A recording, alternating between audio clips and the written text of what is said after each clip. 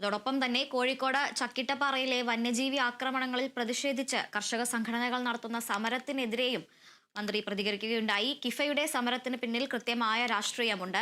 മലയോര മേഖലയിൽ സ്വാധീനമുണ്ടാക്കാനാണ് ഈ സംഘടനകളുടെ ശ്രമമെന്നും മന്ത്രി കുറ്റപ്പെടുത്തി.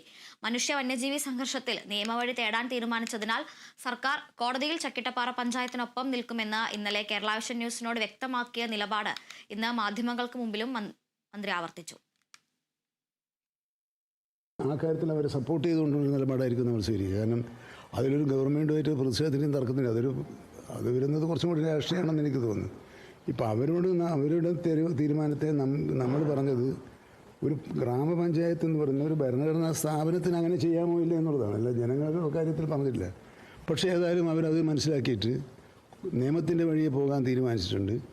നിയമത്തിൻ്റെ വഴിയെ പോകുമ്പോൾ ജനങ്ങളുടെ താല്പര്യം പരിഗണിച്ചുകൊണ്ടാണ് കേരള നിയമസഭ ഒറ്റക്കെട്ടായി ഇത്തരം വന്യജീവികളെ വെടിവെച്ച് കൊല്ലാൻ ആവശ്യമായ ഭരണഘടനാ ഭേദഗതികൾ നിയമ ഭേദഗതികൾ ഉണ്ടാക്കണമെന്ന് പറഞ്ഞത്. ആ പ്രമേയത്തിൻ്റെ സ്പിരിറ്റും നിയമവഴിയിലേക്ക് പോകാനുള്ള ചക്കിട്ടപ്പാറ പഞ്ചായത്തിൻ്റെ നിലപാടും പരസ്പരം സഹായകരമാണ് എന്നാണ് ഞാൻ കരുതുന്നത്. ആ നിലപാട് ഞങ്ങൾ സ്വീകരിക്കും.